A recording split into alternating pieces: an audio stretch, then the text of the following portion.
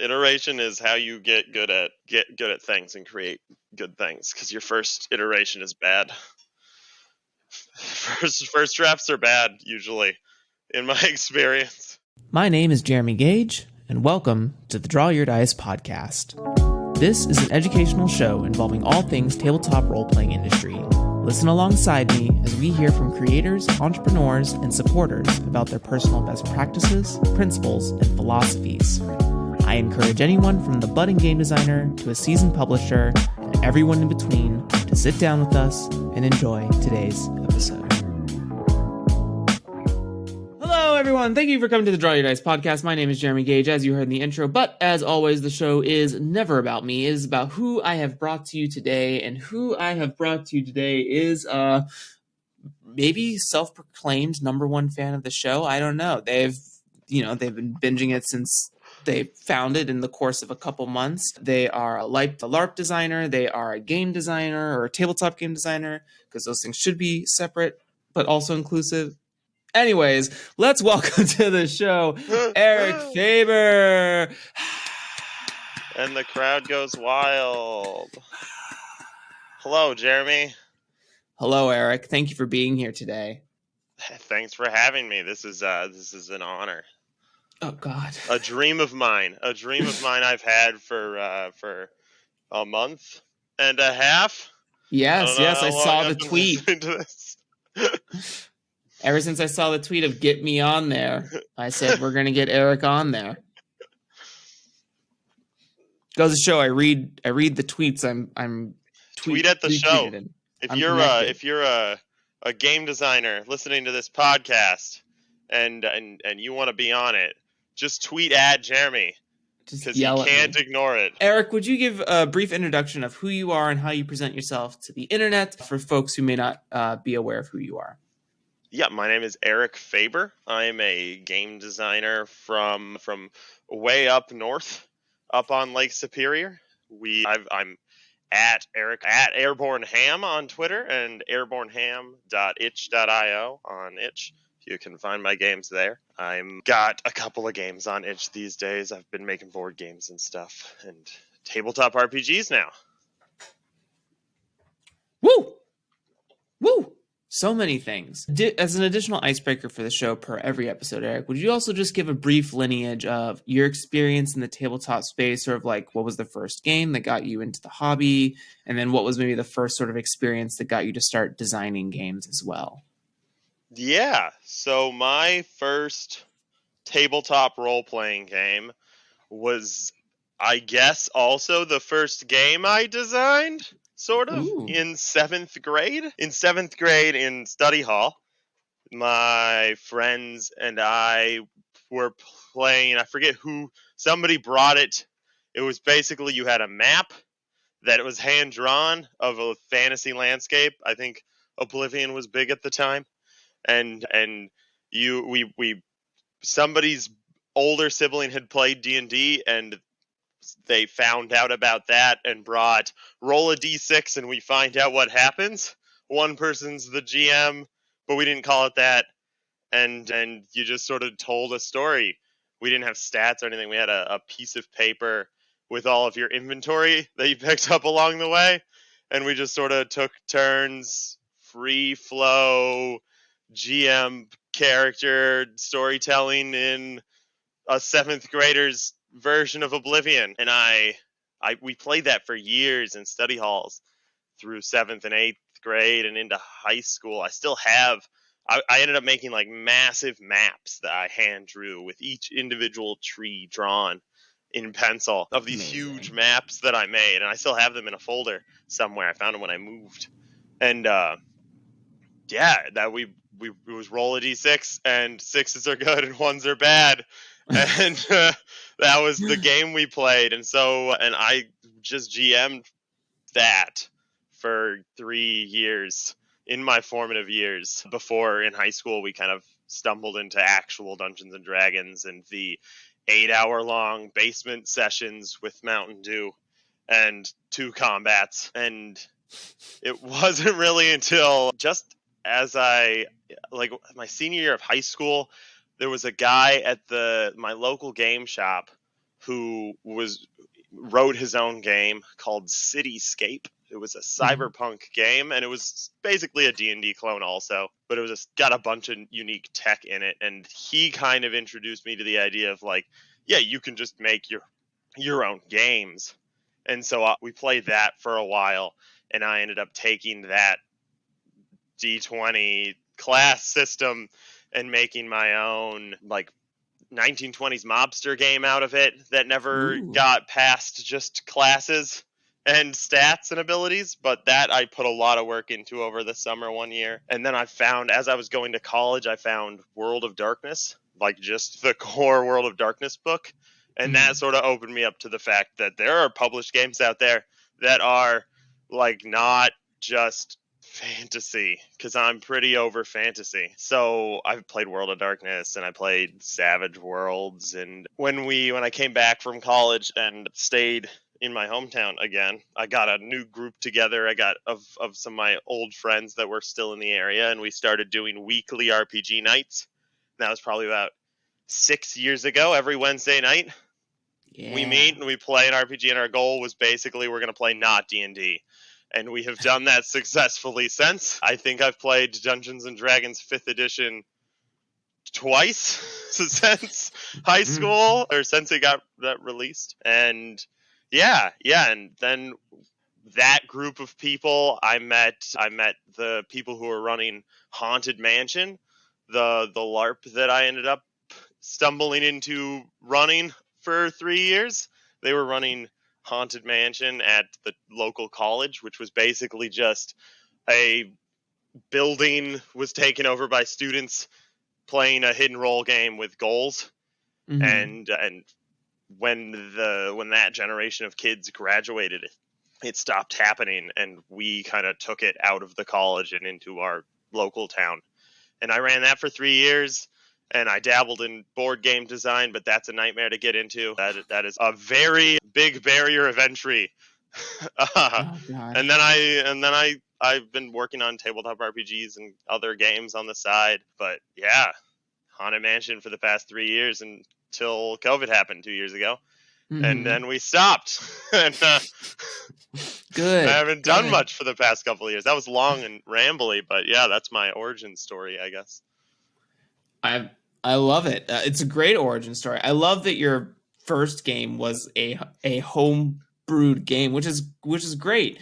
I think that, I mean, I don't want to say what is the right and wrong start or even like hint at that, but I think it's really interesting that you were able to start with an experience that was very free form and kind of like didn't leave you trapped by like preconceived first impressions, right? Like I know for some of my friends, like their first game is D&D 5th edition, and it's hard to imagine like what other games could do, or like math formulas or like themes or settings or whatever have you. Yeah, it's really hard to get people out of that. Like you have to kind of like drag them in, sit them at a table and go, here, play this game that only uses cards and is about like high school. It sounds like CIA deprogramming. It's not Dungeons and Dragons, but it's still fun. All right, great, we did it. Games can be not a D20. Just not a single D20. D20s are bad dice, and you can't change my mind. They're one of the few geometric shapes that don't have, what is it called? It's like a certain term for sides, but it's not perfect probability because the faces don't make the same shapes all the way around the D20. Really? Like there's 3 different shapes that occur on a D20, so it's not perfect. It's not perfect probability.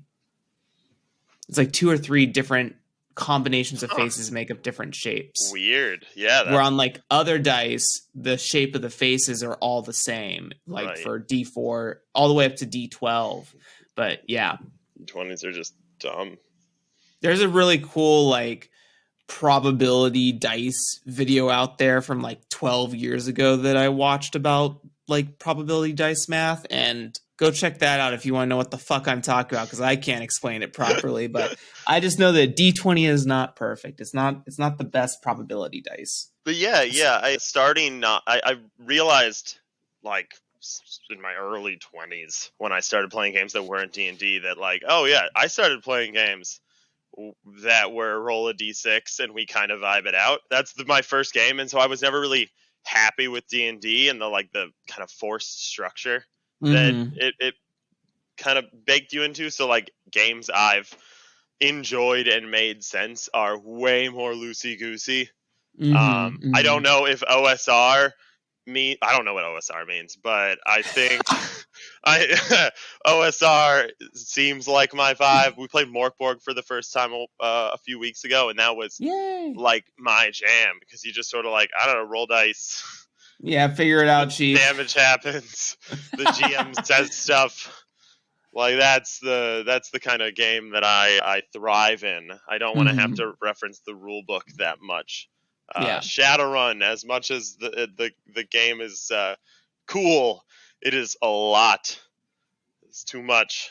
so much. It's an insane amount of much. Yeah, I think that when I think about story games, I like when sort of the rules can get out of the way. Like it just has sort of like procedures on top of a couple of like randomly generated outcomes, right? So whether that be deterministic or not. I think when it comes to games like D&D 5th edition or Pathfinder or Shadowrun, right? I look at those games as like not necessarily story games. Like we put role play on top of it because that's sort of like the medium it's engaging with. But I look at them more as like games, like tactical, like I'm playing Fire Emblem. Like that's how I look at D&D 5th edition Oh or something yeah, like that. yeah. And I think I, when it's approached from that lens, I think it's a little bit more satisfying because you're like, okay, our objective here are to be like the best units. Like you're not playing an yeah. army necessarily, but like I'm playing the paladin unit. I was talking to my friend about like there was that discourse about fourth edition being the best D&D for a while, and Mm-hmm. and how like, I mean, fundamentally it is really good at the combat, like the tactical combat side of things. Mm-hmm. And he was talking about how his favorite experience with fifth edition was this big, large scale, mapped out town siege on roll Mm-hmm. 20, and they each kind of controlled little squads of people in addition to their ordinary characters. And Mm-hmm. it got us just down a rabbit hole of why don't we use D&D's combat system to do campaign based tactical, like miniature wargaming. Like Yeah. one of the things I've always wanted, like Mordheim was a miniature war game that had a campaign to it, like your Mm-hmm. units leveled up and stuff. But like I've never been happy with anything that I've found that tries to do that. Just use D&D fifth edition. Start a character at level 5. Have 3 characters at level 1. That's your squad. Every player Mm-hmm. gets a squad. Go do war campaigns and stuff, and then you get to have your 5-hour session, or yeah, your 5-hour combats that are just Yeah. big and splashy. It just seems like a really cool way to use the system for what I would argue it's probably intended to be used for. Yeah. I mean that's always up for discussion to whomever is listening to this particular episode.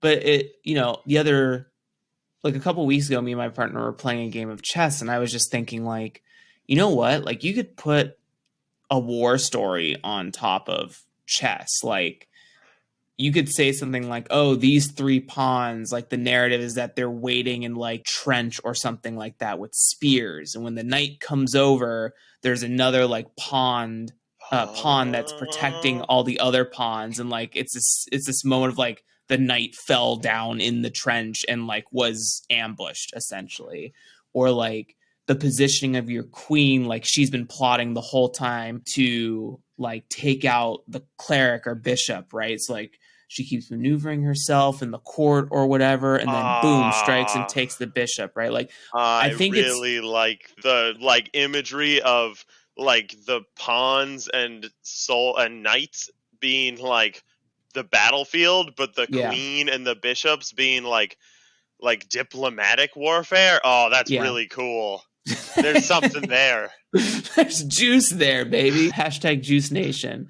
But yeah, basically what I'm alluding to is I think that I think what's the discourse around 5e, the common discourse, is that we always get into a conversation of like, if you're trying to run a heist in D&D, it's not gonna work, right? Like that's one of like the common examples. You can't run like murder mystery or heisty stuff with D&D because it doesn't have the tools for that. I mean, it has skill checks, but those are sort of like, if you took away everything else and just ran skill checks, that's a different game. You can run D&D. It's just it's not going to be good at it.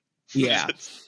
So I think that if we instead recontextualize the lens and like really leaned into like probably why a lot of people like D&D 4th edition is like it leaned into the fact that it was like a tactics fight game, whereas like I think 5th edition was trying to capture the story gamer, right? Or trying to get that audience. Yeah, 5th edition was trying to get all the people that abandoned because of 4th edition, because that 3.5 was the greatest thing ever made. Again, up for discussion. I'm not disagreeing with you. I'm just saying here we are, and all the fans are like, no, it's 2nd edition. Yeah. Everyone has their own flavor of D&D they fell in love with, maybe. The only thing I miss from D&D is making a character that's level 12 or something and having like 30 PDFs and just like patching together this abomination of a character with like, I miss spending 5 hours making a character. That was the game for me. After that, whatever. I'm some half Minotaur, half dragon, kobold, nightmare monster because of the stats that it was a power game, like number crunching system to teenage Eric Faber. There's something also about like zooming in on a tactics game, right? Because when you zoom out, you're playing like a heavy text game. You have that squadron, right? Or you could even have like a legion, a platoon, a whole army, whatever scale you want to call it. But when you take that elastic scope and you zoom down to like an individual unit, that's potential, or even like squadron level, that's where like the potential of like story really occurs in like the minutia, right? And it's also about like the different, I think also story is very elastic in scope, because the story of a legion is different than the story of like a general, or the story of a ragtag set of misfits who disobeyed orders but saved the day anyways, right? Like we see those sorts of war stories all the time in different mediums. So I think if they just leaned into like mechanics that were very like war combat centralized, I think people would figure out how to storytell outside of that and still create really good narratives. I mean, if I'm able to do it with chess, then like anyone's able to do it with a more tactically structured, and people have, right? D&D 4th edition, people played it, people made stories out of it, and like it's certainly possible. So I think it's just 5th edition is trying to do too many things at one time, and that's where they like fight about it. And I would love to see, very bloated. Yeah, and I would love to see a two 5th editions, right? I would love to see a 5th edition that did focus on the tactics, and a 5th edition that focused on like the theater of the mind or the narrative, right? Like someone could figure out how to like separate those two things, but it could still have the same like adventure fantasy flavor. I think a lot of people would be really happy with that. Yeah. I mean, and then at that point, you're just saying, let's make our own adventure fantasy game. Let's make 2 adventure fantasy games, Jeremy, and then we'll just pitch them at Wizards and see Literally, what they do.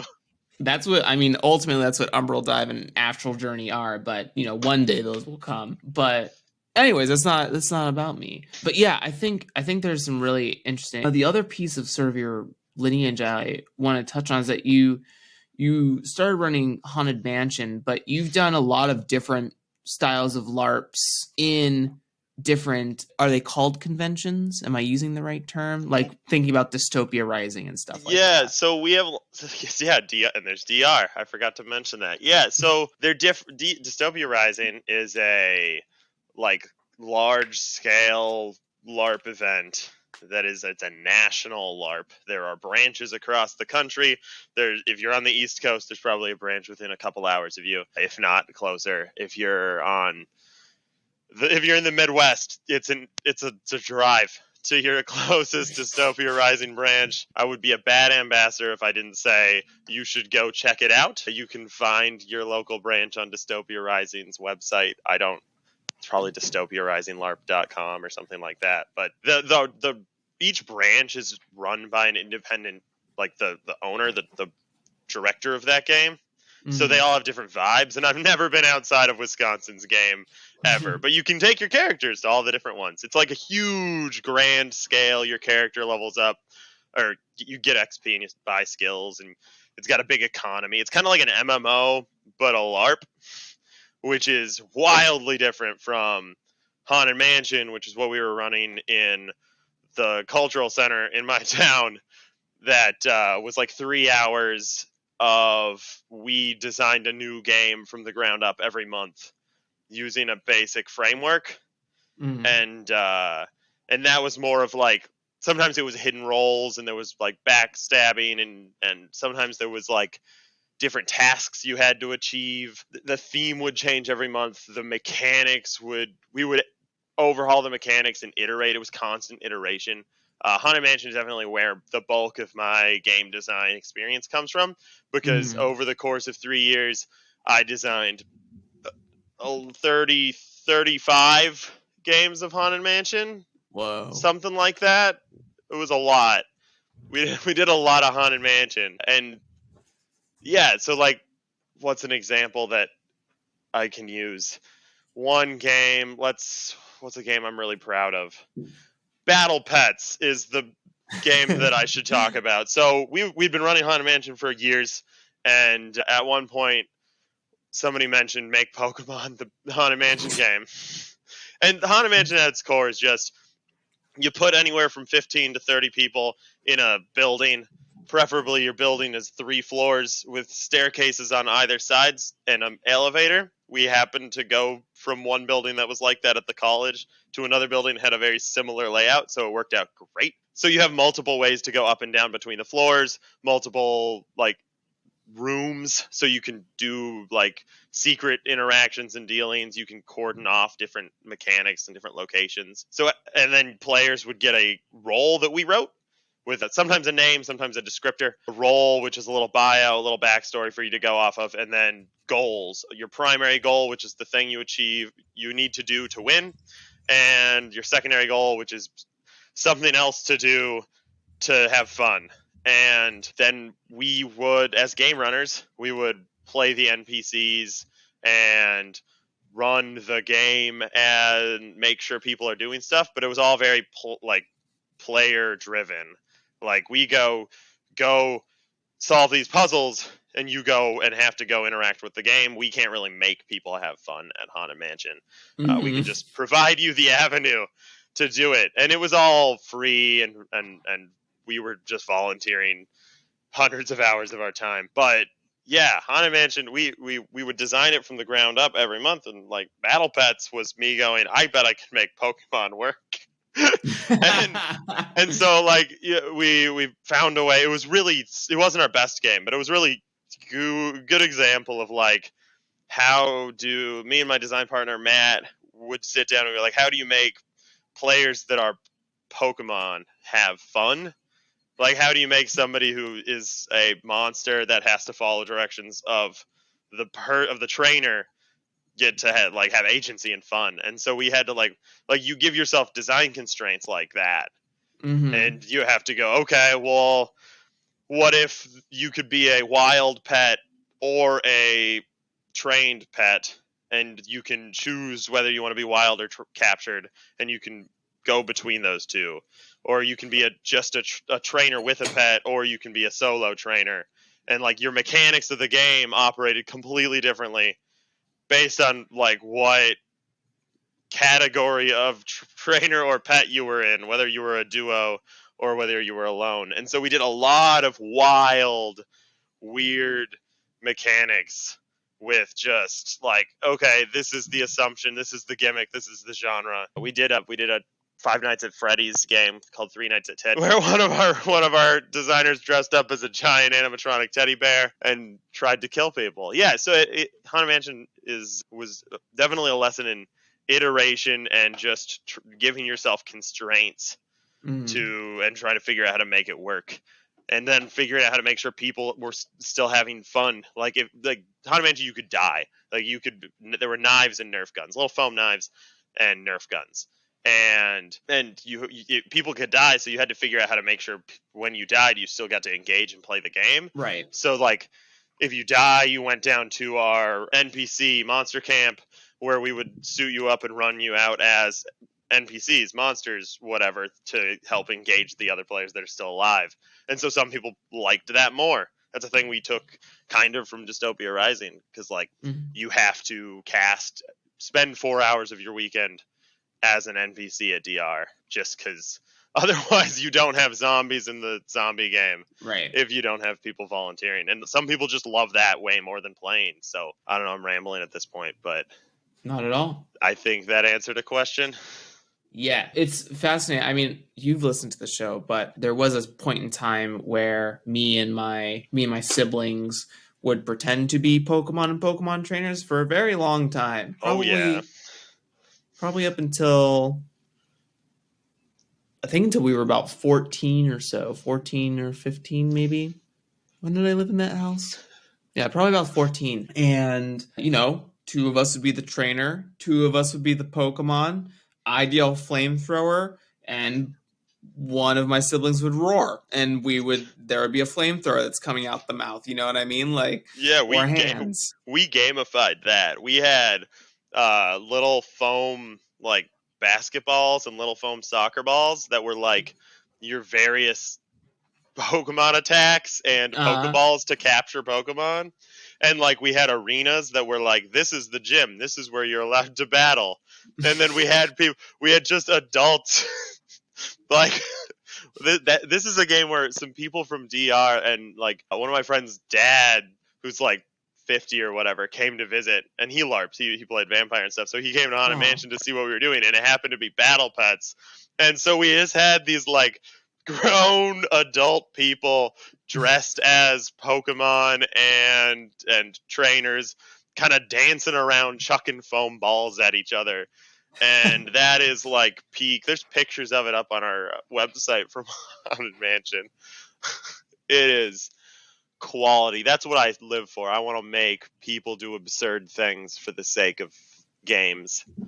For the sake of fun. Yes, for the sake of fun. Just be ridiculous. It is so fun to be ridiculous. I think it's amazing. Well, with all of that, I think this is a wonderful time to transition into, one of your more recent projects in the tabletop role-playing game space. Let's talk about Noblecore.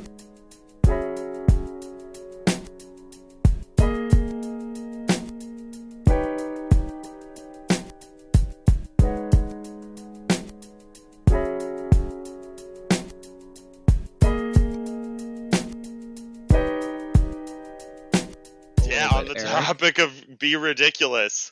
Noblecore, Fate of the Shattered Galaxy exists. You have to say the full thing. Noblecore now auto corrects to all caps in my phone keyboard because whenever I type it, I make it all caps, and now that's just how it's artistically presented as Noblecore in all caps. Well, so would you just give a brief introduction of what Noblecore is, Eric, for those who may not have read it yet? Yeah, Noblecore is a, where's my description? It's a epic power metal science fantasy game where you are heroes from across the galaxy working to save the galaxy from the evil of Zarthanax.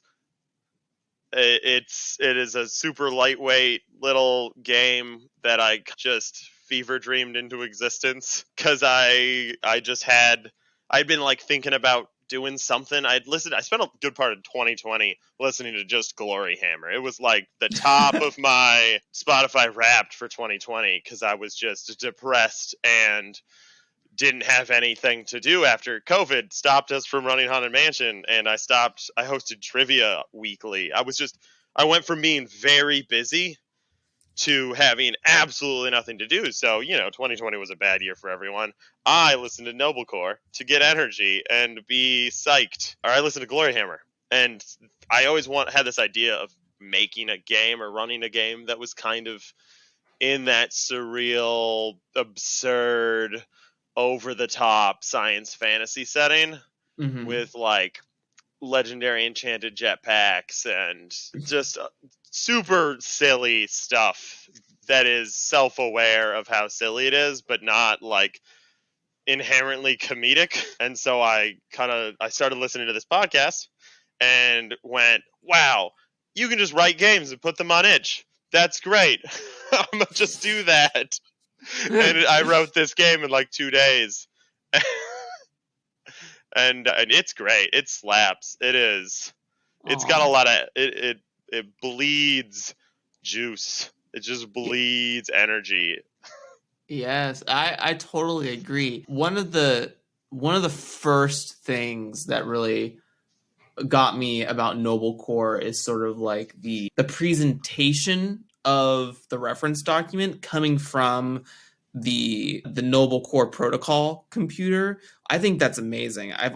It really taps into a conversation I have with some friends about like how do we write games so it's just not like a dry reference document, or like I know there's a conversation a while back about like what is the voice of your game, right? And I think this is just oozing with voice. Like I think you found the perfect in its presentation. For anyone who's not seen or read the book, there's like a sort of like a light green, imagine the fucking It's a command prompt. it's a It is command prompt. it's Yes, a thank you. I it's a couldn't I it's a couldn't find the fucking terminal computer from the Fallout games. yes. Yes. That is the look. It's so good. It's so good. Another thing, and I don't know if you meant to do this, but I also get some vibes of like sort of like Voltron slash Masters of the Universe kind of Oh, feel Master of the for Universe. Noblecorn. Yeah. Yeah, also fantastic point of reference. Yeah. We just played it the other day. I actually just play tested it for the first time on Saturday. It was the first time I got to play this game.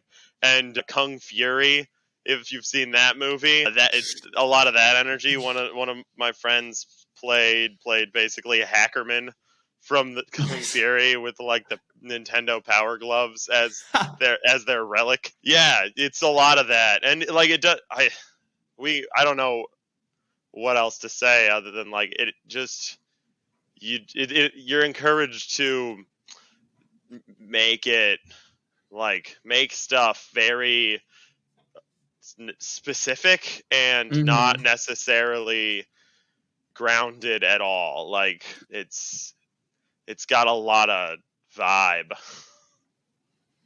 It's very like specifically high concept pieces. Like it's God.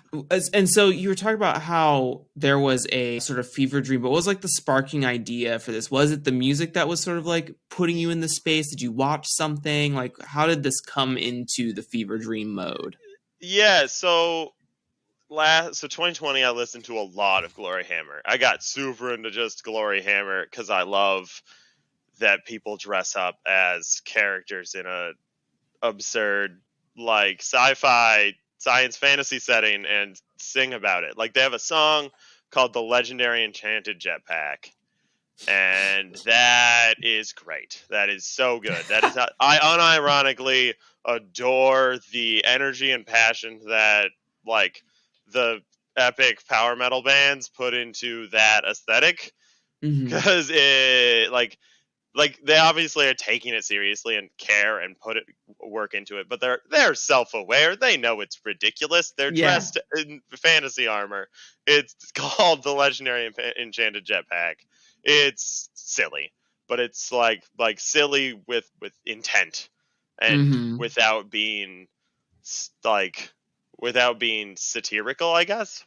Yeah. Yeah. Yeah. Good. And Good. so Good word. like I was playing RPGs as you do, and I was talking to one of my friends. I was like, "Man, I really want to run a game that's just got that energy in it."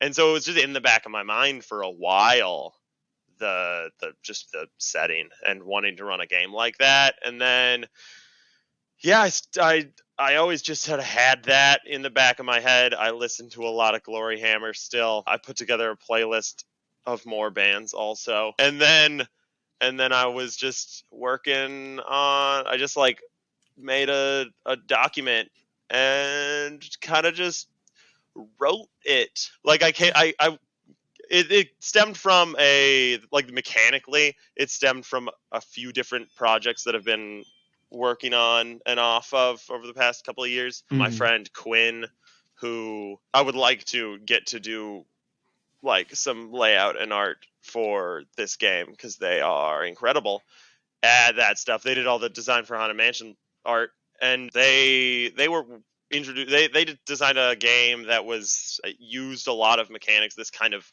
evolved from. I had a game that was a like very simple D6 system that this was originally gonna be using, and then I went, nah, I want dice rolls to be hype. So let's add more dice and make them explode. And so it became, it kind of grew from that like system that was very simple. Like pick a skill. That's your skill now. Pick a thing and you're good at that. And we grew, it just sort of grew from that as I wrote it. Yeah. I am envious of that for sure, that like sort of just the font of creation, you were able to drink from it through Glory Hammer and come into its full existence in such a short amount of time, which is really awesome. But you also have, and not to just harp on like saying, oh, like Eric is very gifted or talented, but like you also have a lot of creative writing over the course of the last several years because of all, I know you write a ton for, like you said, you did the iterations, experimentation, all of the Haunted Mansion gatherings and adventures, and you're kind of constantly in a creative writing state. So it's amazing that your skill allowed you to attain something in such a short amount of time. And once you had like a huge idea around it. I'm jealous of me too, because I have another project that is not going very far because once you get past that initial like hyper focus energy of just like, oh, this is great, and then you write it, game design is hard. Yeah. It's really hard to maintain. Game design is hard. It is. It's very difficult. It's really hard to maintain that. I'm fortunate that this kind of came out in a couple of days and like just patched together into this because and it's very simple. Like it's not mechanically complex. It's mostly me trying to fit as many goofy words into the rules text as possible. Like and also yeah, and that helped me write a lot of it too. Is like I do a lot of writing, like short stories and creative writing. I have a writer's workshop that we've been meeting once a month for a few years now. And so I do a lot of writing on just for fun. And so that helps kind of just gives you momentum or gives me momentum, I guess. Cause like if I'm writing narrative in the rules, it is a lot more fun and a lot less dry than going, I need to fill out this table with stuff. So you go like, what's a line from this that's super fun? The Noblecore protocol has selected you to take on the role of the galaxy's hero. Like this is rules text, but it's written from the voice of the Noblecore protocol, the which is Fallout commercials. Yeah, it's a amorphous computer program that has like detected and I think energies of anti-chaos is written in here. Like you are a hero, and the Noblecore is telling you how to do it good. And it just because of how goofy and fun and over the top this was to write, it was a lot easier to maintain that momentum for sure. But I also think it's a good showcase of like we talked about with the tactic stuff for D&D, about like really like saying what this is and just like having the fun of like going all in on that sort of singular. idea, because then I think it creates something so much more resonant and also something so much more, I feel like the ideas come together so much better when you're like, this is the singular thing that I'm trying to do. This Noblecore is fun and fictiony, and the mechanics sort of get out of the way because you're really counting successes versus failures in the system. And there's explosion dice, so that's like your epic critical moments. So you have like all these fun bits, but you're still never really sure where success ends until all the dice stop rolling, which is Oh crazy. yeah, which is, we learned over the weekend when we played it, is great. It's super fun. Stand by the mechanic. It's super swingy, and exploding dice are like both exciting and horrible at the same time because they have a chance of just counteracting themselves. So like you see sixes and you're like, oh no, hopefully these aren't ones when we re-roll them. Yeah. Oh, that's so good. Yeah, it was great. We also, I like, if I was gonna change anything after that playtest, I would add, we made the spaceship a character. Like we just followed character creation for the spaceship that the team had as a group, and that was great. Like we made the spaceship its own character in the party, and that like added a lot. There's a lot of emergent world building from the character creation process that allowed what? Go ahead. No, you go ahead. Oh, it allowed it, like, I don't like prep. I'm a bad GM that doesn't want to have to work on anything before I sit down at the table. I would rather just have like kind of spitball and vibe it out as we play. And this game just, the players do all the world building for you, and then you just sort of use keywords from their character sheets and from the galaxy creation stuff. I was going to, oh shit, what was I going to say? Oh, the character, the ship as character makes me think a lot about, I don't know if you're familiar with this anime, but it's called Outlaw Star. And I'm not familiar with many animes. Oh, but this, oh, hey, during my walk this morning, while I was thinking about this interview, I realized that this game would probably make a hype anime like system. yeah, Just big, over the top Dragon Ball Z nonsense. yeah. Somebody should write that hack, Jeremy.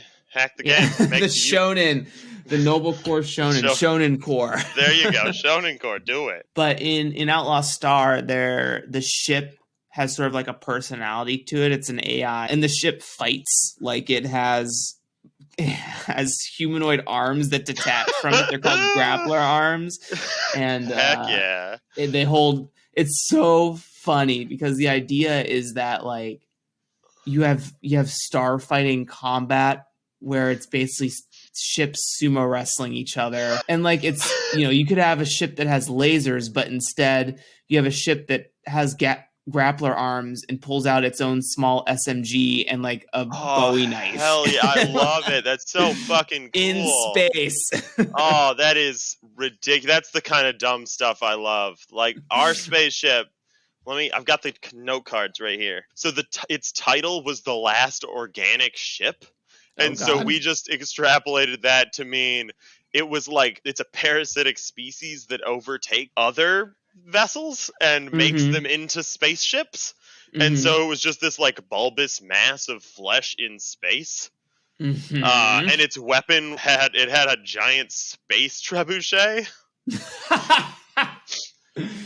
How does it even work? Who cares? We had like some of the best stuff. These note cards are great. Like extrapolating from character creation to like add world building elements to the setting is so much fun. I love doing that just in general. Like more games should do that.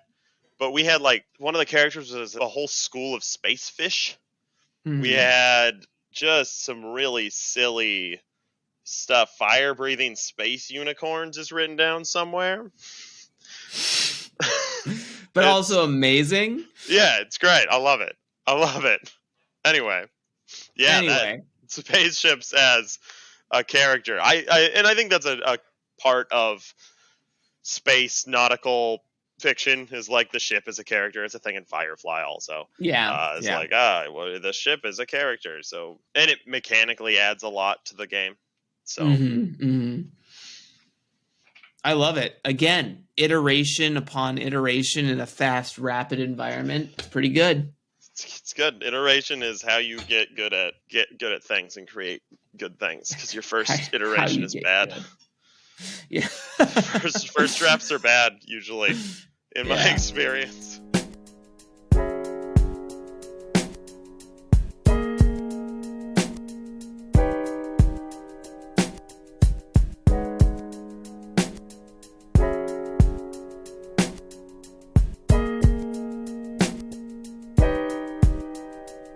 With all that, you have a lot of game writing sort of pedigree about you, but you said that one of the topics you kind of want to get into the show is like coming into the industry and stuff like that.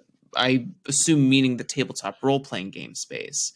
So what has been your experience so far in creating tabletop role-playing games recently? Well, I made Noblecore a month ago, and Yeah. I post about it on Twitter sometimes, and I think it's got like 5 downloads. Nice. And I think it's mostly like getting into any industry. Tabletop role Sure. playing game has been better than board games for sure. That's a nightmare. But like, it's like being any creative on the internet is about just having people find out you exist.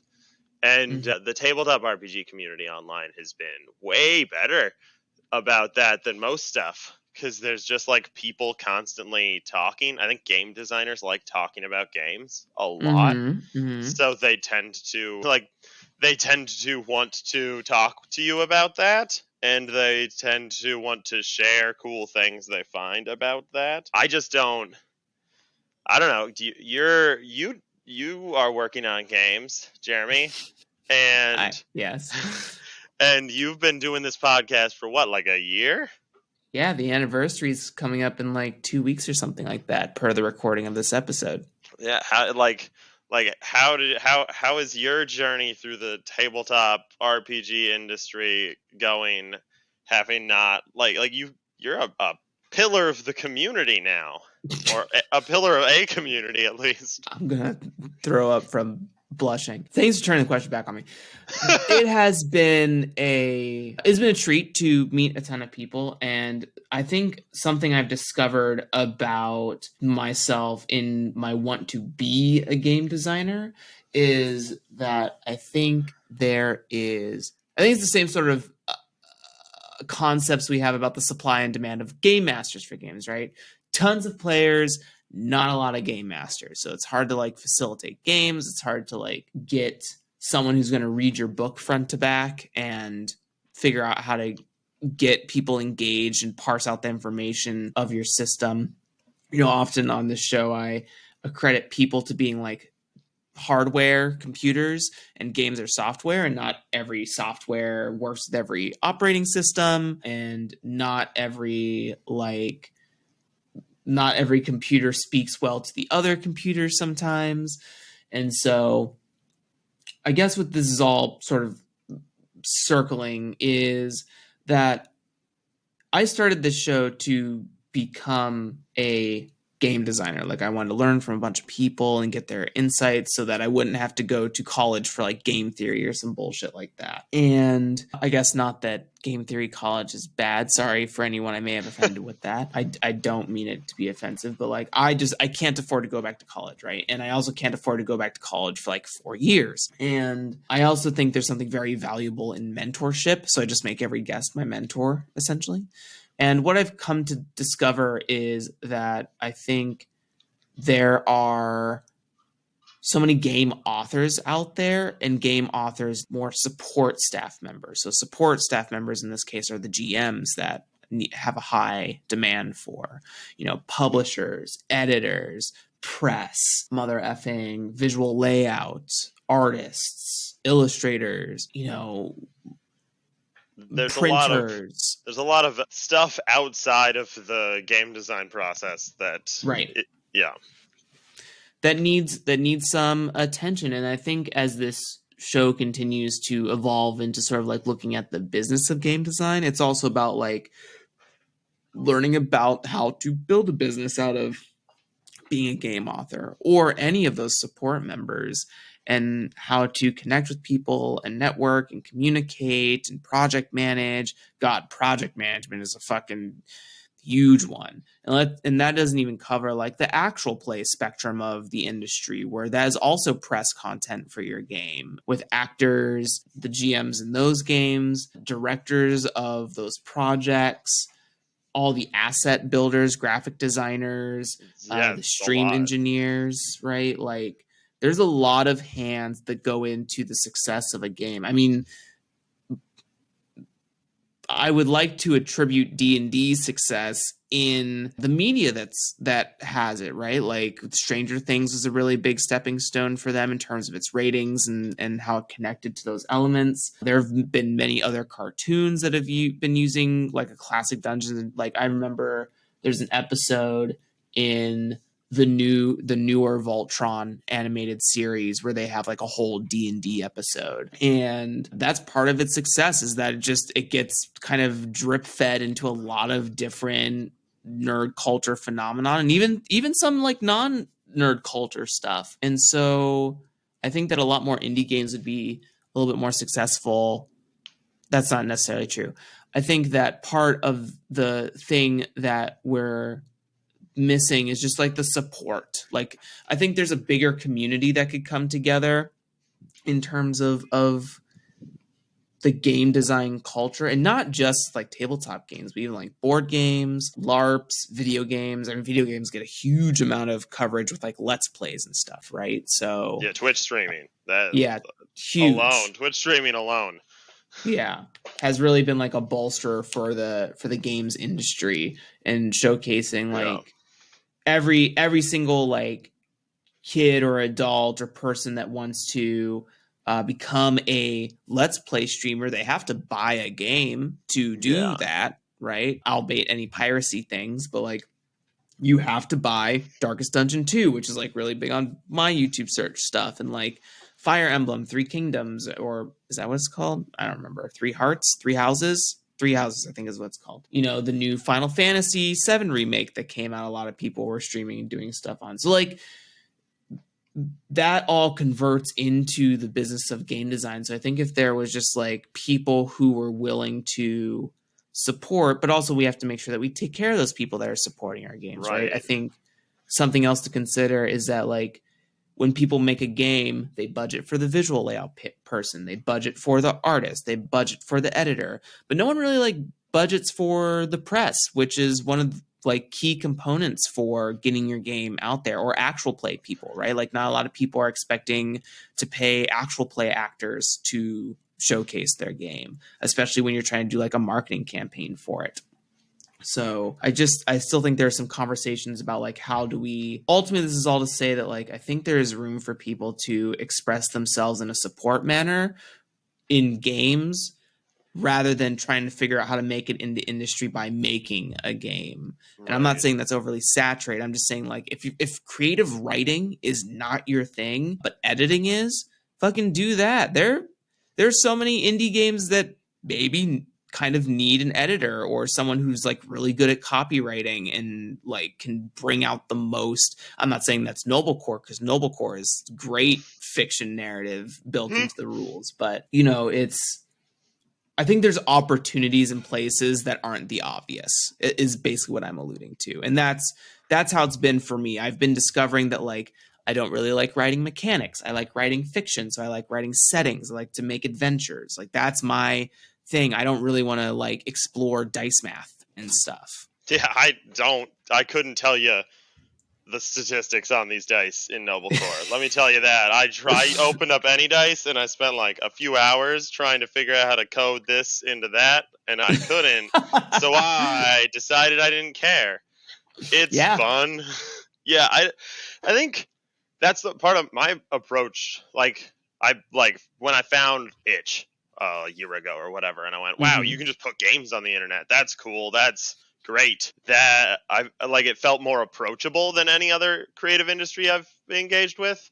Mm-hmm. Running Haunted Mansion, has always been like a creative outlet, and I had 15 to 30 people show up every month and tell me my game was sweet. And that is the dopamine that I needed. Ah.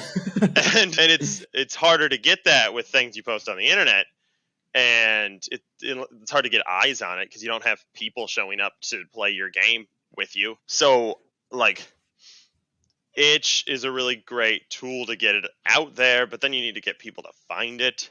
And you need to like networking is one of the parts. Like I'm just trying to meet people now, just to, like to meet the industry and like find other people and their cool games and projects. But yeah, it's like it's so it seems overwhelming to approach the like the industry, any industry, and go, yeah, I want to be a part of that. Especially like the internet makes it so like the industry feels like this massive conglomerate of people who have made it. But those are just the people I happen to follow on Twitter. Yeah. I, I don't know. It's like I'm overwhelmed by the concept of trying to make people play my games, and Yeah.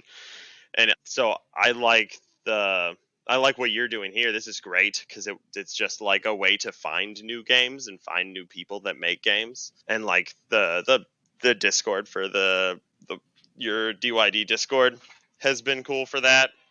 Because the Aw. Brain Trust Discord has a lot of people in it, and that's even more overwhelming. Yeah.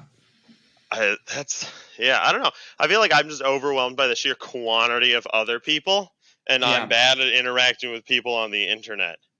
So, And like the sheer quantity of like game designers, right? Like I think that's a really big part of it. Everyone's like making a game in I guess in the vacuum of these two spaces. Like no one's really like doing like talking about support work style stuff. There are a couple, I think there are a couple publishers in Brain Trust, like Floating Chair. I know that, oh shit. Who else is in there? I think Spear Witch is in there, maybe. Yeah, I think Spear Witch is in there, and then one of the Exalted Funeral people might be in there, but I could totally be wrong.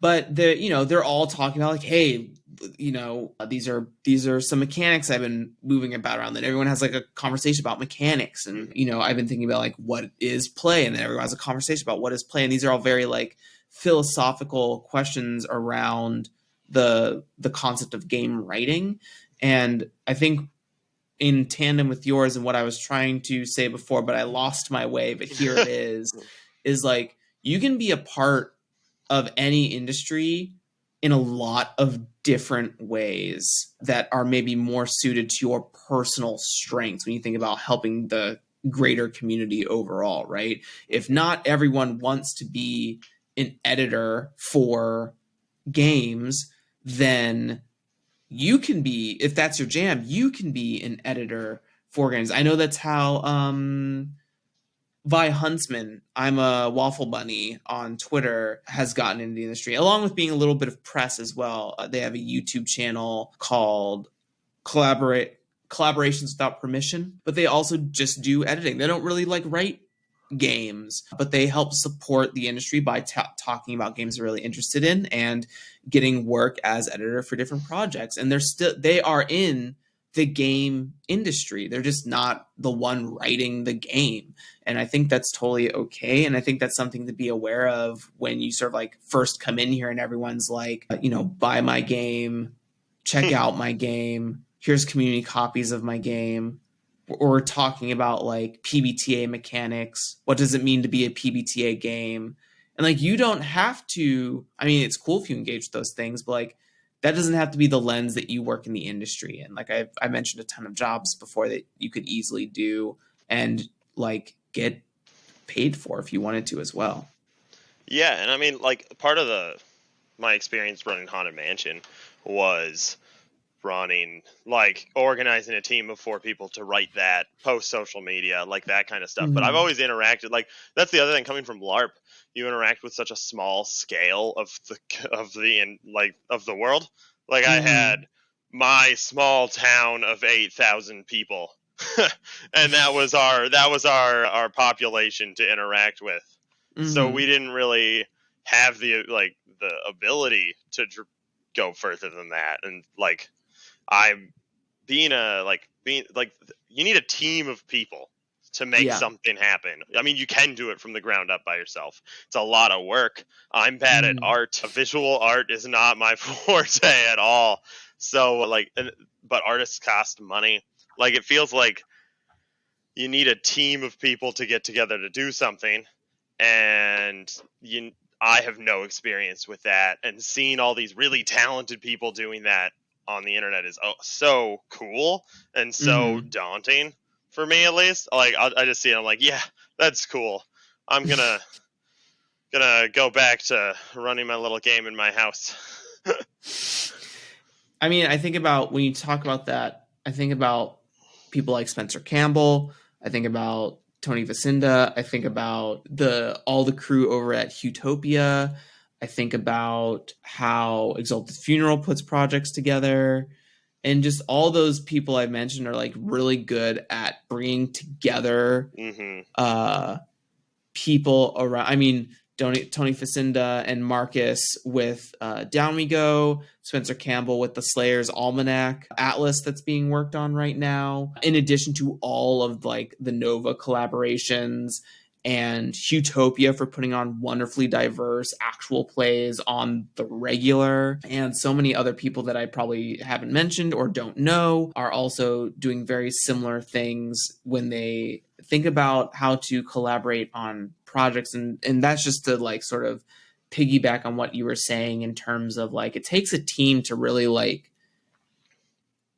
crush out a thing, or a long like individual pedigree that also helps the long division of your work, right? Like showing your work to the final point, your portfolio, if Mm-hmm. one might say that. Yeah.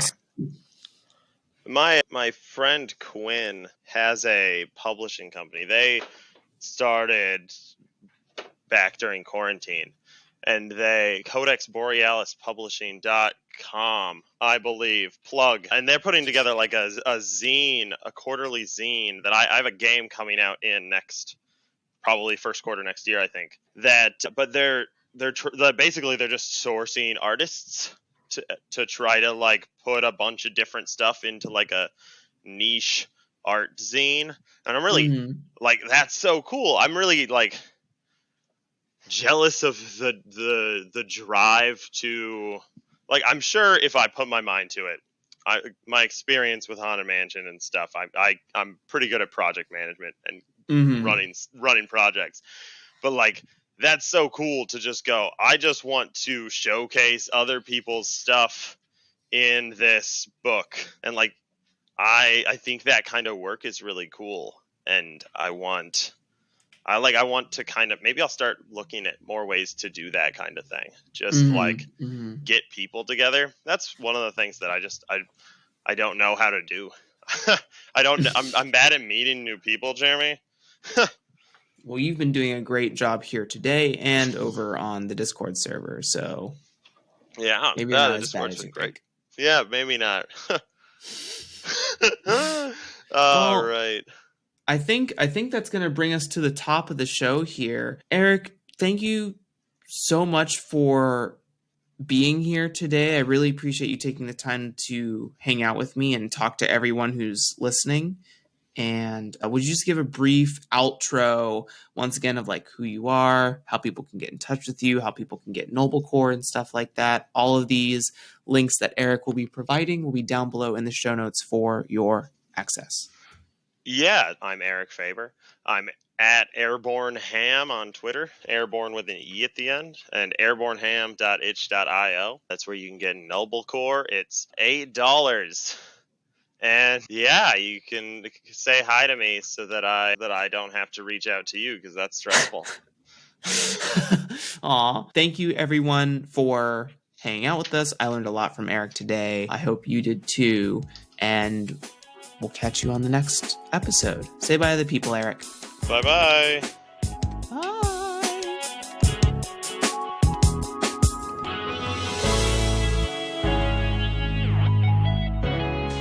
Hey there, listeners.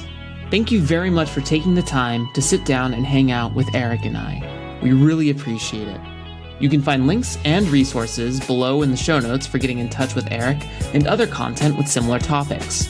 Support Jeremy and the DYD podcast by reviewing the show, joining the community Discord server, and donating either on Patreon or Ko-Fi. Thanks again for listening, and remember that design is a marathon, so enjoy the journey and have a great day.